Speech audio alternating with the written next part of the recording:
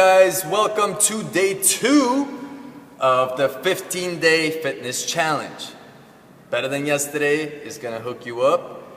So congratulations for making it through day 1. Good work on day 1. And today we're gonna continue with that momentum of movement. We're gonna keep it fairly simple. We're gonna do a couple of new stretches. One of my favorite stretches, one of our most hated stretches by the clients, but it's really simple to do. You can do it anywhere as long as you have a wall, and most of us do have walls, whether it's at home or in the office. And we're gonna make some noise with that. After that, we're gonna do some not so simple exercise depending of how tight you are with certain areas. And this is gonna be a quick one today. So I'm ready to roll. I hope you guys are too. Remember, it's always breathing in and out through the nose, keeping your mouth closed at all times. So let's start with some stretches, shall we? We need a wall. I have a wall. We're gonna do what's called a hip flexor stretch on the wall. I'm gonna talk a little bit louder. Hopefully you guys can hear me a lot better than from the first video. And take a step forward. The main thing is we want to bring this leg, the back leg, as far up and back as close to the wall as possible. So I'm taking this knee, placing it as close to the wall as possible, and then throwing my other leg up on top. If you're doing this at home, I suggest you take your shoes off. It's much better. You don't scuff up your walls. Then you straighten out. Lead with the hips. Notice how I want to lead with my hips forward. My front leg should be at a 90-degree angle. My knee should not be crossing forward too far. I don't know if you can see that. Crossing forward too far. There. So maintain this position, relaxing through the hips, letting the hips take forward. To make it a little bit more intense with the stretch, you squeeze that butt cheek. So I'm squeezing my right butt cheek for 5 seconds, and then I relax it, and then I take it forward a little bit more. And this is stretching the hip flexor, which is in the front. To get the whole quad, which is the whole thigh, I'm going to take my leg all the way back and touch my butt towards my heel. So doing that for about 2 to 3 sets of 5 seconds. Clenching your butt cheek, then relaxing, and then switching sides. Switching sides, same exact deal. After you do one and one, you're done. Or you want to increase it a little bit more, you can do the hip flexor stretch one more time. The next ones that I like to do on the wall is, this is going to be tricky to do multiple angles, so I'll do this angle and see how it works on video. You want to get as close to the wall as possible and lay down against the wall. You're going to be in the squat position. So I'm physically laid down. I'm going to lift my head up so I can speak to you guys, but you are going to keep your head down the whole time. You're going to I'm going to start with my left leg, so I'm going to take my left leg, keep my right leg where it is. I'm pushing myself everything into a squat position.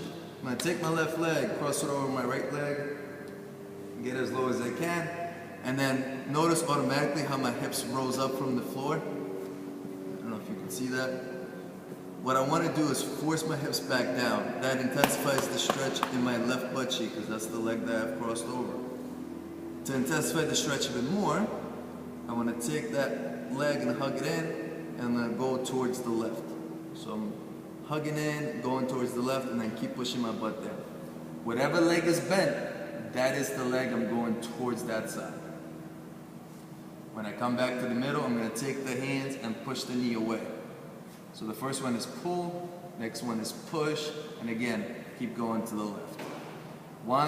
Every time I'm in this position, my butt wants to lift up, I want to keep forcing my butt down. So I'm going to push, and keep pushing my butt down, and then same deal with the pull, keep pushing my butt down. Alright? When you're done, you switch sides, and you repeat the same sequence on the other side. The movements that we're doing today are, it's going to be for the thoracic cavities to get ourselves a little bit more flexible there and a little bit stronger, and we're also going to be doing reverse lunges. So the first one we're going to do is the thoracic twists. This is a good one. You start like you're going to be doing a push-up, so in the push-up position, on all fours. I'll show you sideways first. So on all fours, you want to reach underneath the arm, keeping the left arm straight. I'm reaching with my right arm underneath it, and I'm going to twist out as far as I can go, keeping the arm straight, twisting around. This is what it's going to look like from the side, and hopefully you'll be able to hear my instructions a little bit better. Same position, twist underneath, and then coming around as far as I can, keeping everything lined up. We're going to do that. Oh, I'll tell you what the numbers are, but one side, you're going to finish one side first, then you're going to do the other side, and it's going to be 5 reps total per side. So finish the left side, finish the right side. Next we're going to be doing is reverse lunges. Stand. You want to pick a line, or you could stay by a wall to be stepping back. I'm not going to do that because I don't have enough space from the mat. Stand tall, stepping back into a lunge position, which is straight back, going on the balls of your feet, and then going straight down. Ideally, I would like if your knee touched the ground, and then come back up, and then step back forward to that same line. Same deal with the other leg. So you alternate, switch legs, come back. It's much harder to balance on the mat, so when you're doing this, do it on the harder surface, on a sturdier surface. Now the side profile, it's going to look like this. I'm standing next to a wall, because this is the line. I'm going to be stepping back. I want to make sure that you can see my feet in the video. Stepping back and going straight down. Notice how this leg is a 90-degree angle and the back leg is a 90-degree angle. I'm physically resting on the ground at the moment. You're only going to tap the ground with your knee. Step forward and then step back. Same deal as before.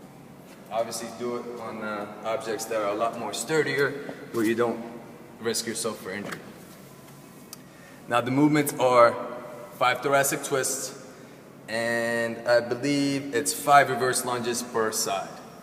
So that's 10 total for the thoracic twist, and then 10 total for the reverse lunges. For the lunges, you're going to rotate, alternate. For the thoracic twist, you're doing 5 on one side, and then 5 on the other side, and just keep going. We're doing this for 6 minutes and get as many reps as possible. Same concepts as day 1. So you're starting 5 thoracic twist, boom, boom, boom, and then 5 reverse lunges per side, which is 10 total. And just keep doing as many as you can. That's it. Fairly simple, the stretches and the movements, but they add up, especially the thoracic twist. For a lot of guys, if you're really tight in the chest area and the back area, that's really gonna help you out. Gonna really open up your chest. It's gonna increase your bench, believe it or not. I know a lot of guys care about that. Or anything else, it's gonna strengthen up your back so you can squat more, front rack position a lot better. And test it out, guys. Let me know what you think. Like, comment, and share. If you did this work, especially whatever you got, just write it down and put it in the comment section. All right, guys, be better than yesterday. Have a good one. Stay tuned for day 3.